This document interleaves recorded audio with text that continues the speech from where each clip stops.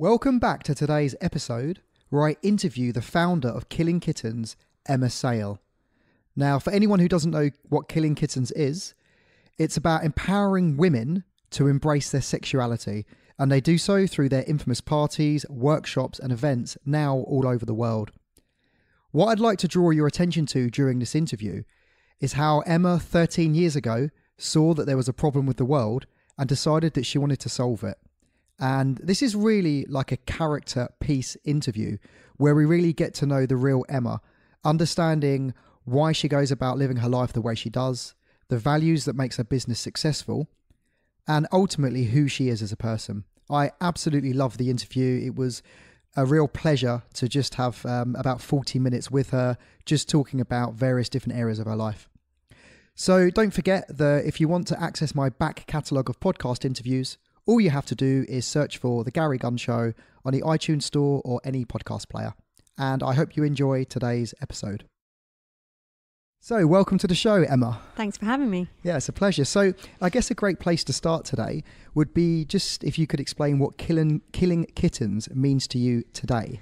So Killing today, to me, stands for complete female empowerment across every kind of aspect of a woman's life, from sexuality to friendship, community, professionally. It's just sort of about owning your femininity and being in control, and a safe space to explore that and without being judged. And that, to me, is what it's all about now. Yeah, there's a lot there. So yeah, I guess if we start with the safe area.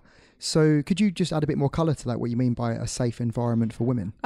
So the whole ethos to it is a safe space where women are very much in control, where women make the rules, women make the first moves, whether that's online or offline, where they feel it's very much about them and that everyone respects boundaries and we say no means no.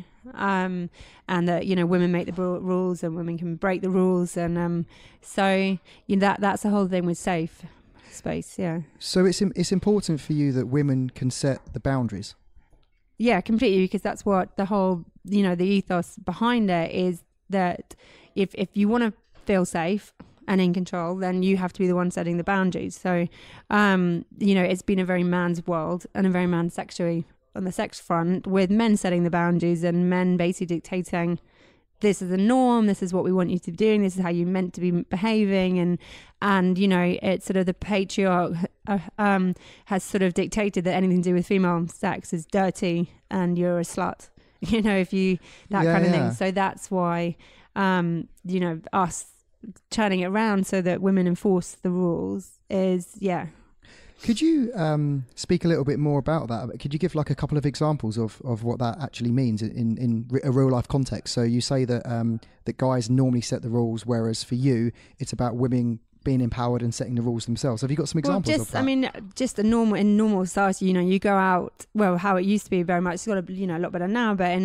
it sort of would be the guys asking the girls out, it'd be the guys sort of dictating what happens, and women waiting for guys to make the first moves, and us, thinking, well, guys are expecting us to sleep with them, or they're expecting this, and us pleasing the guys, and that's what, that's sort of on that front. Yeah, so I guess it's more a case of now then that you're kind of looking at your role within society and Killing Kittens, not just in the parties and stuff like that, but more about actually saying, look, there's a situation here where, you think the patriarch have been ruling for far too long, and you're in a good position now where you can start putting some of your ethos out to the world, which allows women to just feel safer and more relaxed about dating. And on that front, and also we're not, it's not an anti-man setup at all from day one, which was 13 years ago. It's all about, we've been very inclusive of men. It's just been massively, we want the women to feel safe and sort of owning it, and it to all be about them. So we have the online side, we have all the events offline. I mean, we do talks just for men as well. So that to us, it's sort of setting the balance, it's readdressing the whole balance of of sexuality and, you know, it not being a man's world when it comes to sex. Yeah, so it's almost like a re-education in 2019 as to what you feel like the dating situation should be like. How do you go about educating the guys to this? Is it more about awareness? Is it more about saying to them, look, this is the situation that women find themselves in, and this is a better way to go around dating? Because it's quite murky waters, the dating world today. It is. And also I feel a bit sorry for men in today's society, because you don't really know how they should be behaving. It's a real mishmash, you know, mixed messages out there. And to me and to us and the way we work is very much, is, you know, us working together, and it's more about partnerships and being on equal footings, and not, you know, it's not a case of us going, right, it's our turn, it's all about us. It's actually, well, you know, it's sort of readdressing the balance and us working together and going, well, actually we're entitled to enjoy sex as much as men do. We're entitled to explore it the same way men do, without being judged. We don't want to be, you know, pushed into any kind of situations. And, you know, so on the same front, you know, with men, it's sort of, it's them being more open and communicating more, and just allowing their women to kind of, you know, get out there. Yeah. So with regards to the not being judged, why is that such an important aspect of Killing Kittens, the non-judgment aspect of it? Is it because you feel like guys are judged in a positive light, perhaps, or used to be judged in a positive light for having multiple sexual partners, and women were judged the opposite way? Yeah, that's the thing. I think, well, when I launched it, I felt it was, you know, the society was very unbalanced, and the kind of men around me, single men who slept around, were sort of legends and had, you know, got high fives and would talk openly about the one night stands they had, and no one judged them, and the girls didn't judge them. The girls would still want to date them. But then on the other hand, a girl that behaved like that was seen as a slut, and girls thought they were sluts, and guys are like, well, we don't want to go out with them because they've slept with so many guys. It's sort of, that's not right. It shouldn't. And I was, you know, always sort of defend the girls and say, well, so what? Why does it matter if a girl slept with 50 guys? So was that one of the main motivators for you when you set up Killing Kittens? It was a big part of that, and I was doing the PR for the Erotica show, and it was sort of when Anne Summers had hit the high shoot and Sex and the City was out, and there was this big kind of thing in the media about female sexual revolution going on, about women owning their, you know, their sex lives more. But I just felt that actually the reality and what was happening in society wasn't really reflecting that, and that everything out there on offer in the adult world was all being run by men. So everything from porn to sex toys, sex stores, the shows, everything was male, was being run by men, claiming to be female friendly. And, you know, you go out to pubs, you go out to bars, it was still very kind of testosterone led setup. So and looking at that, I just felt there wasn't any kind of safe space for, with this new openness that was being talked about, for women to actually go and say, well, actually we want to try sleeping with another girl, or we want to explore that, or, you know, we're single girls and we want to sleep with, you know, other people, you know, as a people, without being judged, and meet other girls to chat to about it. And there wasn't anywhere like that. So that was the whole. I'm also getting a sense of community here from you when you're discussing this. The whole, you know, Killing Kittens from day one has been community. It's been community focused from day one, and we've always had a bit, you know, this online community. And even after a couple of years, the first couple of years, you know, we had about 3,000, 4,000 members, but yet we were getting sort of 50 to 100 people in the parties once a month. And like now, you know, we've got 120,000 online members, but we get 1,000 people a month coming to all our events, and that's sort of 20 odd events across the world. So when you look at the numbers like that, you know, there is this massive online community where you know, they chat and they message each other and they have their own kind of meetups, and it's a massive sense of belonging that goes on. So you're providing a platform where people can explore without judgment, and also get a sense of belonging, make friends, and just not feel so judged in the world, and actually perhaps even feel like they can go somewhere and actually gain in self-esteem from the experience. Yeah, massively. And we, you know, that whole empowerment, that whole word empowerment is a bit overused at the moment, but it's sort of, it's girls coming along. And when we launched a blog a couple of years ago, and when you look at the stories from the blog, and a lot of them are kind of reviews from girls about why they've come why they've joined and their background, and a lot of them have come out of abusive relationships or forced marriages and strict religious upbringings, and they all say that they've found, you know, they come in to the world and grow in their confidence and self-esteem, and they come into a space that they feel like they own completely, and it's all about them. Were you surprised at the type of people that, when you first started Killing Kittens, were you surprised at the type of people that were drawn towards it? Because it sounds to me like that's a wonderful thing to be able to provide for people. Yeah, to be honest, I didn't, until we kind of went, you know, bigger on the whole digital side and had the blog and had the bigger kind of online setup, I didn't really know, you know, this all started way, you know, before digital and social media was in existence. So it's sort of, when we had one party a month, so kind of knowing people's backstories, I didn't really know. So it's now, and I think that has a lot, you know, it's like a little micro hub, the KK world. And if you look at it, you can see it and look at what's gone on in it for the last 13 years. It sort of reflects what's gone on in society. So that more openness and people coming out about their stories and being more free and feeling more, you know, stronger and more confident to actually get out of relationships and, you know, do what they want to do. It seems like you've had a big part to play in that development since 13 years ago. I mean, you're clearly influencing people, and by providing that platform, do you feel like you have added or allowed people to, you know, transition from 13 years ago and the commonly held beliefs to actually a very good movement that's going on now with the overused term, the empowerment. The empowerment. But I understand what you're saying. Yeah. So how big a role do you feel like you're playing in the overall? Do you know what? It's weird because I'm Aries for start. So if anyone, you know, is into the old star signs, I'm kind of rammed down, just charging forwards. And it's only every so often I stop and look around and kind of see the beast it's become. But you know, often in my head, it's still sort of what it was 13 years ago. And I don't really, the events are the same and we're using a lot of the same venues. So it's only sort of, you don't see that 120,000, you know, members. I see, you know, what's in front of me and a party, you know, we were out in Venice 2 weeks ago I went out there and run the carnival event out there, and that was 100 people. And, you know, the environment, the atmosphere was the same as it was 12 years ago. So it's kind of, yeah, to me, it's sort of, I get a slap in the face every so often to, you know, when I notice what's going on. So it still feels, even though obviously you've got all these online communities, it still feels to me like the reason why you set it up, and obviously you're the person that organised the first parties, you're the one that created the environment, that's still super important, and you feel like it's still the exact same format as what it was back then for the same reasons. It's still the same. The whole ethos behind it is exactly the same. What has grown is, and also it's grown reflecting what's been going on in society, is that we've expanded into, you know, the talks and the workshops and the more social events that have nothing to do with sex, that and, you know, we're launching a sister website which is, you know, connecting women professionally. You have big sisters and little sisters acting as mentors.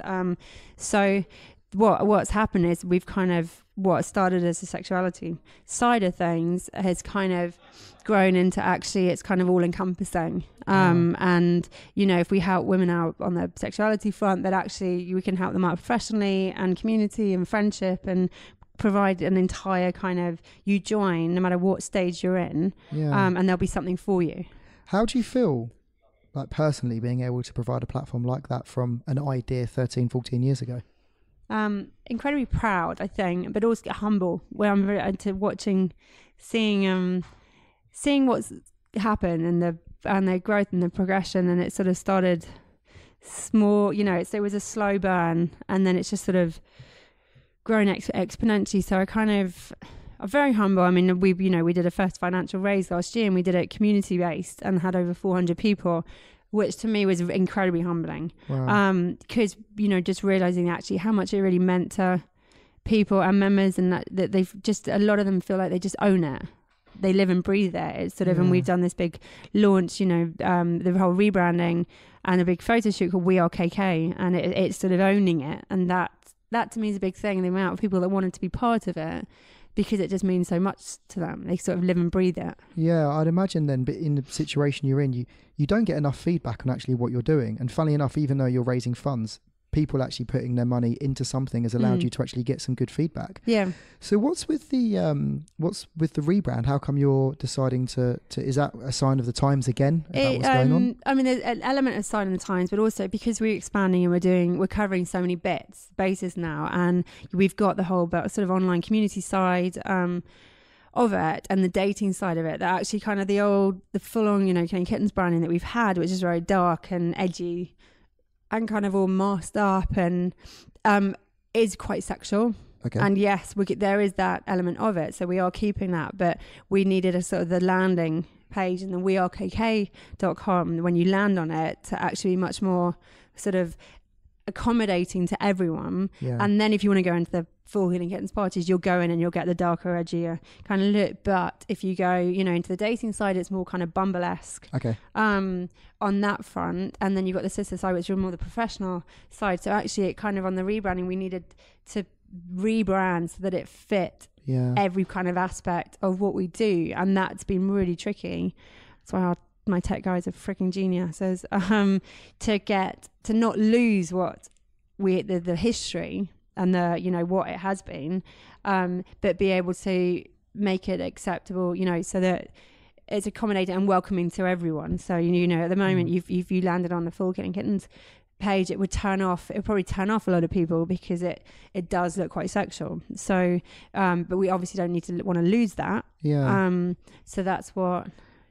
So you feel like your rebranding hasn't lost the history, but it's made it more welcoming, and it's also a fair representation of where you are at this point in history. That's the thing. It kind of encompasses everything, and we've done it. We did the launch with Amelia Trowbridge, this amazing sort of Vogue and fashion photographer in London, and had a load of our members all want to be part of it, which amazed us as well. Willing to get naked and have slogans put all over them and saying kitten and put their hands in the air with their stories that we are KK. I'm a kitten, I am kitten kind of thing.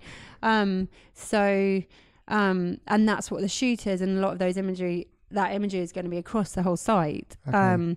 But from that site, when you land, you will be able to go into the different parts, and like the full KK one is a lot darker. So what's your vision with this longer term? I mean, obviously you're just going through the rebrand, and I know that you're trying to do multiple things.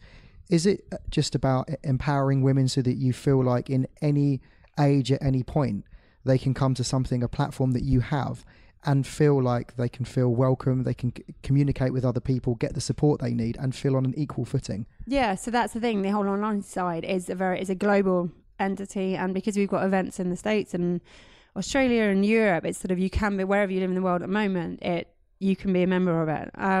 So there is that sense of belonging and being part of something, and the movement behind it. So we're doing a Series A financial raise this year, and a lot of that is we're looking actually to take over our own premises. Okay.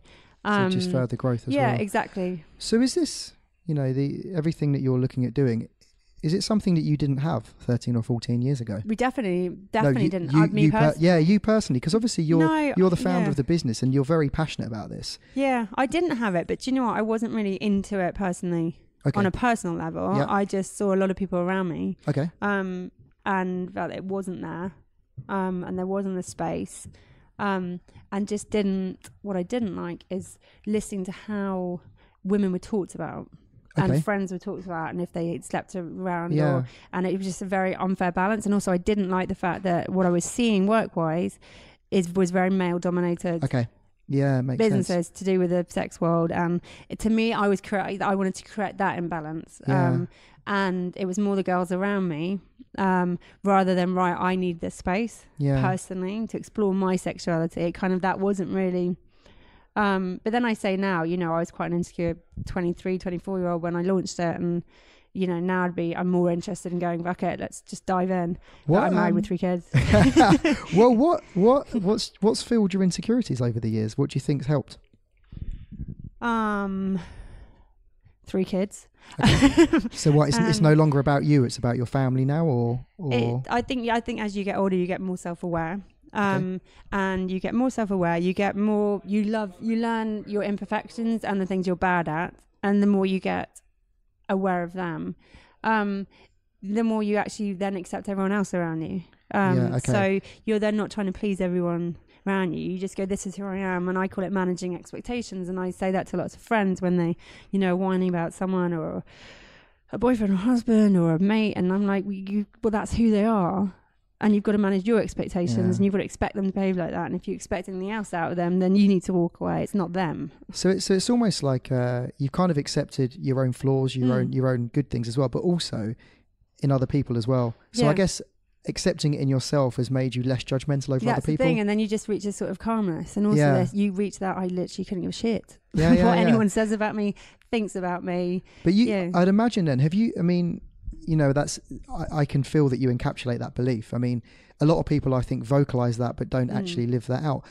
Have you ever had bad publicity with what you're doing? Because I imagine that something with like what you're doing, not bad publicity, because, we've but had, yeah. I mean, we've been lucky, touch wood, we haven't had anything ridiculously bad, but we've had, there has been negative connotations or messages, or just the way I'll be treated. I've been treated out, and comments that have been said, or online comments, or, there's always been a lot of that. But I always say, I don't read, if there's something in the mail or something, I'll never read the reader's comments. Okay. People go, have you read them? They're disgusting. I'm like, why would I read them? Did you used to when you first? The first couple of years I read it all. And I was going to say. Build up this wall of this invisibility shield, force field of, and again, realizing that actually you let control go. So you can't control what, you can't control. So for young entrepreneurs, it's like, if you want to do something, even if you haven't got a thick skin, go and do it anyway if you feel like you should do it. And actually, through the process, just keep going and you'll develop a thick skin over time. And that will actually also help you feel your insecurities. And you have to go with your gut, and you need that fire. If you've got that fire in your belly and you really believe in something, you just got to go with it. And block out the haters. And actually realise that a lot of the haters is resentment and jealousy. And fear from people that actually wish they had the balls to go out and do it. And are you happy to talk about that a little bit more, about how because I'd imagine that you've gone up levels in your life, and there's been people that were in your life that perhaps have also been envious and jealous, and although that you perhaps perceive they were being helpful, when you look back on it, perhaps they weren't. Oh yeah, massively. And there's, it's always been, there's been fallout from, there's always been girls. And actually when I was little, my mum always used to say, you'll go far in life, but your problem will be other girls. And it couldn't be further from, that, not for that. It's completely bang on. It's really? When I've fallen out with people or lost friends or work people girls we've got rid of, it's girls. Really? Do they perceive you as a threat? Do you think that's what it is? I think, the girls are funny. Okay. Girls, the way women operate, we're complex, devious creatures. I'm listening. And, we are manipulative, devious creatures, and we will lick up, each other up and down. And there is that inbuilt resentment, and it's just how girls operate. And it's, it's a natural biological thing. We're built sort of aesthetically. And men are much more sort of power and control, and that's just the animal. It's why we look good naked, men don't, it's kind of how we are, how we're set out. And so and women are much, girls are much more insecure, and that brings out, that's not, I was saying insecure people, that brings out the nasties. And so how do you navigate that now? Are you kind of more aware of it than what you were when you were younger? I'm more aware of it, and I'll brush off. You can hear, if I get comments from girls, I'm instantly very quick to process it inside and go, that's their insecurities. Whereas, a decade ago, I might have taken it personally and taken it on and thought, do they really think that about me? And whereas now I'm very quick to be able to go, no, that's their problem. That's their insecurities, and actually feel sorry for them instantly.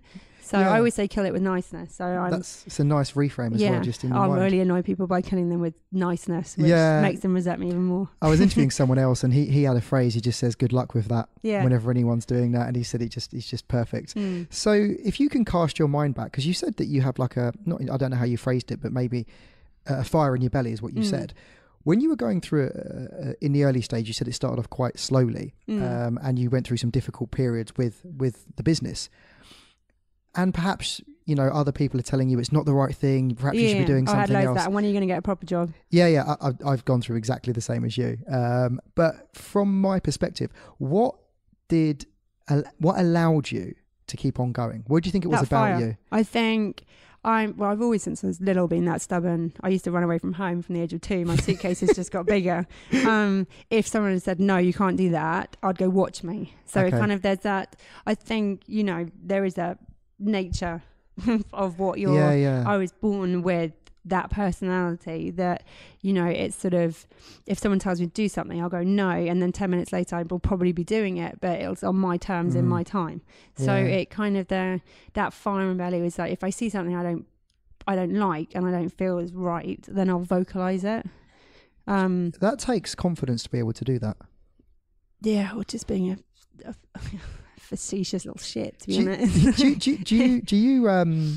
Do you not get off on it, but do you get off on it? Yeah, it's a good question. Do you get off on that? On that fire where someone says, you know, don't do that, or you shouldn't do it like that, and that seems to like light your fuse, where you're like, you know what, I'm going to go and do it. Yeah, there is none of that, because sometimes I go, I just, you know, and I've got a husband who sort of reins me back in. Does he manage you? On stuff, yeah, on that front. So that kind of going off completely off hand. But no, I am. That's why I do a lot of extreme sports and stuff and adventure races, and a lot of that is because someone says, oh, do you fancy doing this race? And I'm like, yeah, let's do it. There's no kind of pause.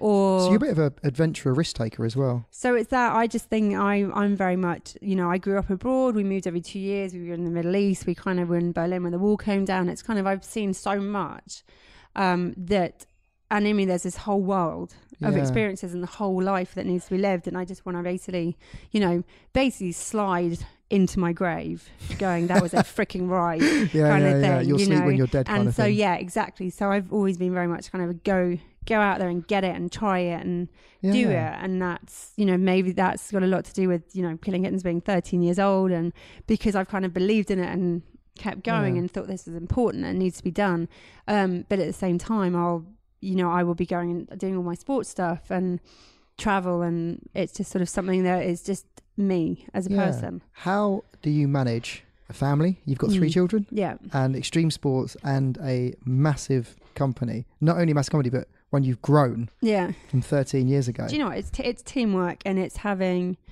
the right teams in place in all aspects of those areas, and as I said earlier, like relinquishing kind of control. Has that been difficult for you along the way? You know, to start with, when you kind of get other people on board, and you're not going, you know, I couldn't actually go to all the events, and you're letting other people kind of do all those bits and stuff, then there is that element. But actually, once you do it, it's actually really refreshing. So it's almost like when you get over that initial anxiety of letting go, and then it kind of opens your mind up to, actually, I could perhaps do this in more areas of my life, get the right person in. And that's the thing, I've got a great balance, and I've got a great team at home. I've got, you know, a very hands-on husband, and we're partners, and, you know, he's probably changed as many nappies as I have, and you know, and I've got an amazing mum who's 10 minutes up the road, and the, you know, the nursery teachers, and I've always been, you know, with all the children, very quick to let other people look after them. So that, you know, there is that, again, it's control. You get a lot of people that don't want anyone else touching their babies or looking after them, and I just say, you just, then, you know, you're creating the beast, and you're allowing them to, you know, you're their prisoner. And in the same, you know, work-wise, I've got an amazing team that, you know, if I was ill for 2 weeks, it wouldn't affect the running of the business. So it's interesting, like, there's so many things I can see that you're speaking about which are relatable in your work, you know, such as relinquishing control. I can see it's important in your personal life with your children, and also in work, and also like having safety. So it's like being the right team around you to help you feel safe, especially with your children, and then the community, you know, finding the right people to work with you. Have you had circumstances where you've got that wrong, and you've had a toxic situation? I can be too trusting, and I know that, and that's, you know, we've got a CEO on board. He came on board like 2 years ago, and he said you're too nice. Okay. That's not a bad thing. No, not bad, but as in you give people too many chances. Because the thing of what I'll, you know, do is I'll always see the best in people, and even if it's 1% good and 99% bad, I'll only see the 1%. So I kind of will hold on to that and try, knowing that there's a glimmer of goodness in this person. Whereas you know, there's a few girls we've sacked eventually, but they should have gone within a month of working. 10 months later, they're still working. Do you feel like you weren't afforded that luxury growing up as a kid? That people didn't see the good in you? Is that why it's so important to you? I don't know. No, I don't know. if it, yeah, I honestly don't know Yeah. on that front. I think it's that the sort of optimistic kind of side. You just see, that's what you see. Yeah. In the same way you don't, people I've been asked before is like, oh, what should be your failure, or what have you failed in business? I'm like, we haven't failed, but actually when we thought about it, we've had concepts that have failed. Yeah.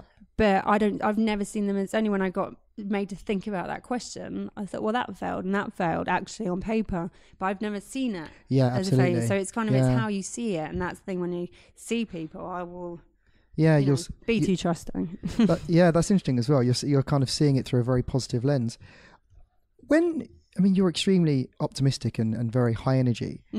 Have you crashed before? And have there been times in your life where you've crashed because you've been so high, trying to manage so many different things? There's been times I haven't completely crashed, but I've seen crashes coming. Okay. And I think, one thing that does keep me, my exercise does keep me sane, and it's more long distance stuff. So I will take myself off for a swim. Okay. And I love open water swimming, and we live by the river, so run along the river, so it's kind of, and I've got a big group called the Sisterhood, which is sort of a big group of girls, and we do loads of crazy sports events for different charities, and I've run that for 12 years. So it's kind of, that's like the yin to my yang. Yeah, that so I gives kind you of balance. always been aware of having that balance and having that grounding, and what grounds me. Yeah. That, and wine and the old bit of anti-anxiety meds will keep me going. So the exercise, like on a weekly basis, do you exercise every day? No, not every day. I kind of try and do 4 or 5 days. Okay, would be a good week. 4 or 5. And what type of exercise do you do? A complete mix, to be honest. I used to be, like, in my 20s, quite a gym bunny, but now I kind of find the peace and sort of keeps me sane in that, like I did a 30-minute swim this morning. I might go out. Most mornings I try, and if I'm at home, we've got a dog, and I'll drop kids off at nursery and take the baby along the river and do like an hour dog walk, but a fast one. So, or I'll go for a run, I'll jog with the pram, or so now actually, I try and do a lot of outdoor stuff. That just to get, because I think that's good for the soul. And I'm getting older. I'm with you. Training outside for me is always so that's the thing. So rather than the and also I'm kind of aware of stress and what, my degree of sports science and looked at a lot of the different stresses, and your body sees stress and doesn't see stress really in different ways. So if you're throwing really heavy weights around and you're really stressed in work, then you're going to the cortisol is going to come out. Yeah, and it isn't. So it's kind of, I'm much more self-aware that if I am going through a really stressful thing, and then I'll lay off the weights in the gym and actually. So you find the actual weights in the gym make your stress worse then? I like doing them, but it can, if you're on a downer and you're knackered and exhausted, if you get into the high impact stuff, then actually you can release more cortisol and actually have the same effects on the stress levels of your body. So it's knowing that. Whereas a good, if I'm not really stressed, then a massive weight session actually makes me feel amazing. It's just being aware, or being self-aware. Yeah, exactly. So with regards to obviously growing a business, I'm assuming perhaps there could be. Do you have any words of wisdom for people that are doing a job that they don't enjoy, and they are looking at setting something up? I mean, do you believe in goal setting? Do you believe in visualizations, or what methodology do you have for this, or is it just? Well, as I said, on the sports science front, I did sports psychology was a big one, which I loved, and that was massively loads of visualization. My husband's an ex-professional sports guy and player, and he saw a psychologist who wrote I can't remember his name, who wrote Steve Peters, who wrote the chimp paradox. So he saw him. That's massive. There's loads of visualization on that about leaving your chimp, outside and being aware of your inner chimp. And so the visualization side of things, I've always kind of looked years down the line, 5-10 years, and seen where I want the business to be. I've never written it down. I've never written a business plan. I've, in my head, got a very strong visual and properly visualize. And I'm going to do it on the sports thing. If I'm doing a crazy race while training, have really strong visuals of how the finish line is going to be and who's going to be there and what music I'm listening to at the time. And it's just something. Have people tried to make you write a business plan before? I think there's been a few times when I can imagine your response. I'm fairly sure I've got ADHD, to be honest. I just haven't been diagnosed. So no, but it's interesting though. It's and the details. I mean, even if, I get a parking ticket, it'll take me 8 weeks to pay it, and it will be double, and it will just sit there because I'm just cannot physically pick that thing up. Really? I don't know. It's like a mental blockage. I think it is. Yeah. I think maybe it is ADHD. I don't know. I'm assuming then you don't do any form of like relaxation, meditation, and it's more active. Oh, I have tried. Yeah. So how have you found the experience of that? Not good. Yeah, I'm I've tried to do yoga loads of times, and I just come out really stressed because all I've done is my to-do list has got busier and busier and busier.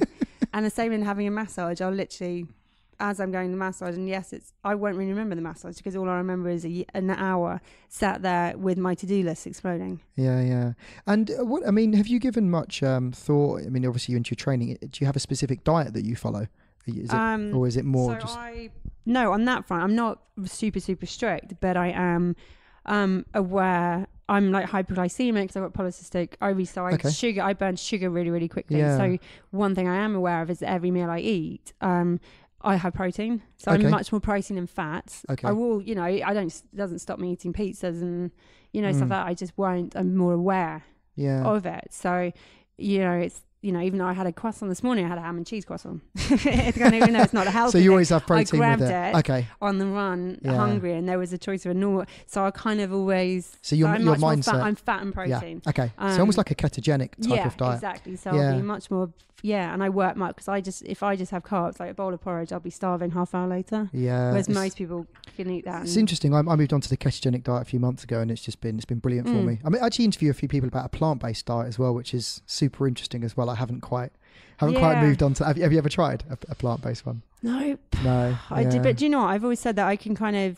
I don't think I could do full vegan because basically cheese, and I know there's vegan cheese, it's just not the same. Yeah, I love cheese as well. But eggs, basically. Oh, eggs as well. And cheese. Yeah. I can kind of.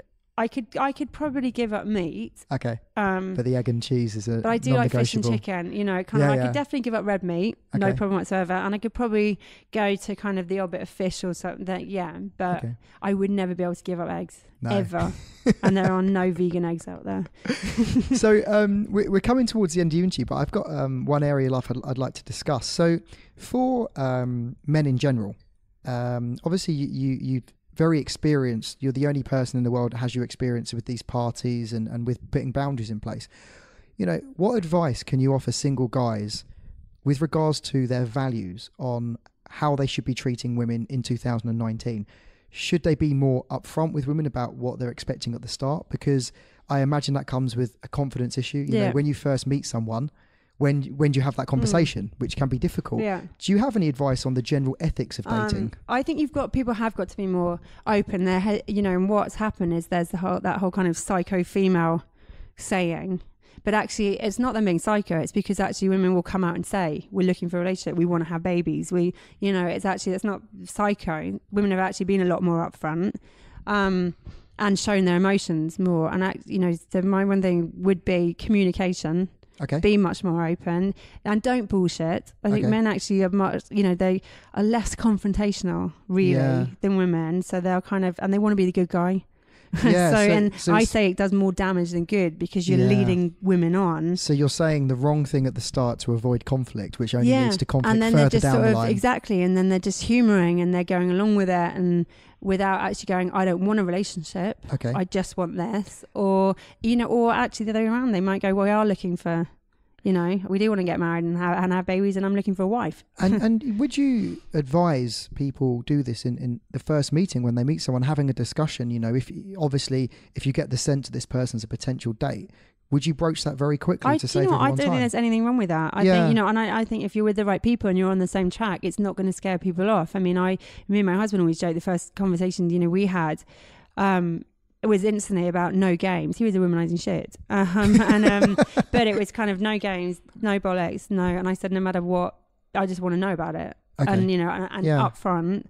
And it was sort of from day one. So you had your conversation right at the start. Because we weren't really looking at dating anyone, and we just happened to have a friendly conversation as sort of mates kind of thing. So actually, we were a lot more open. We weren't on a date. Okay. But then sort of it just kind of carried on. and we'd always said no games. So yeah. So the beginning phase of when you meet someone new is ultra important, actually, because you set the frame for the relationship. Yeah.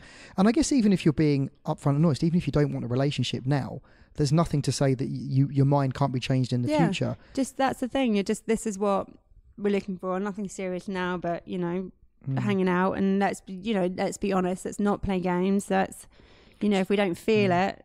Do you think women as much as men aren't honest at the beginning when they first meet someone? Because I'd imagine when you first meet someone you like, you don't really want to mess it up, so you don't really want to say the wrong thing. I think women are way worse at guys on that, because actually women, and I've seen it in girls.